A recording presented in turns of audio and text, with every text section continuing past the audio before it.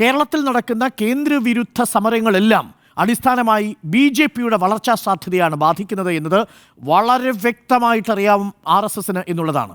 ഓരോ ഘട്ടവും നമ്മൾ മുദ്രാവാക്യം വിളിക്കുമ്പോൾ കേരളത്തോട് എന്തിന് നിങ്ങൾ ഇത് ചെയ്തു എന്ന ചോദ്യം. എനിക്കൊന്ന് വി മുരളീധരൻ അടക്കമുള്ള മന്ത്രിമാർക്കെതിരെ കേരളത്തിൽ ഉയർന്ന പ്രതിച്ഛായ എന്ന് പറയുന്നത് ഒരു കേരള വിരുദ്ധ മന്ത്രി എന്ന പോലും പ്രതിച്ഛായ ടാഗ് ലൈൻ പോലും കൊടുത്തിരുന്നു എന്നുള്ളതാണ്. പലപ്പോഴും കേന്ദ്രമന്ത്രിമാരെ കേരള വിരുദ്ധ കേന്ദ്രമന്ത്രിമാർ എന്ന ടാഗ് ലൈനിലാണ് പ്രതിപക്ഷവും ഭരണപക്ഷവും ഒരു പരിധിവരെ 90% മാധ്യമങ്ങളും വിശേഷിപ്പിക്കുന്നത്. അപ്പോൾ ആ സാഹചര്യത്തിൽ അത് BJPയുടെ വളർച്ചയെ തടയുന്നു എന്നത് തിരിച്ചറിയുന്നു.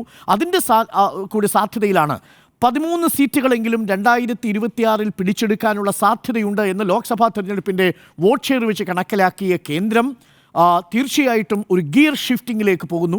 ആ ഗിയർ ഷിഫ്റ്റിങ്ങിന് ആദ്യ സൂചന നമ്മൾ ഇവിടെയല്ല കണ്ടത്. ഇൻവെസ്റ്റ് കേരളയിൽ വന്ന പീയൂഷ് ഗോയൽ പറഞ്ഞതെന്താ?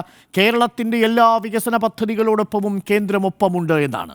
ഒരു താമര ഇവിടെ വിരിഞ്ഞിട്ടില്ലല്ലോ എന്നുകൂടി അദ്ദേഹം ഭംഗിന്ദ്രന തമാശ രൂപേണ പീയൂഷ് ഗോയൽ പറഞ്ഞു പോകുന്നുണ്ട് ഇൻവെസ്റ്റ് കേരള മീറ്റിൽ. എന്നിട്ട് അദ്ദേഹം പ്രകീർത്തിക്കുന്നുണ്ട് കേരളത്തിൻ്റെ വികസന പദ്ധതിയെക്കുറിച്ച്, നിക്ഷേപ സൗഹൃദമാക്കുന്ന ഇനിഷ്യേറ്റീവുകളെക്കുറിച്ച് പീയൂഷ് ഗോയൽ വന്ന് വളരെ സൗഹൃദമായിട്ട് സംസാരിച്ചു പോകുന്നുണ്ട്.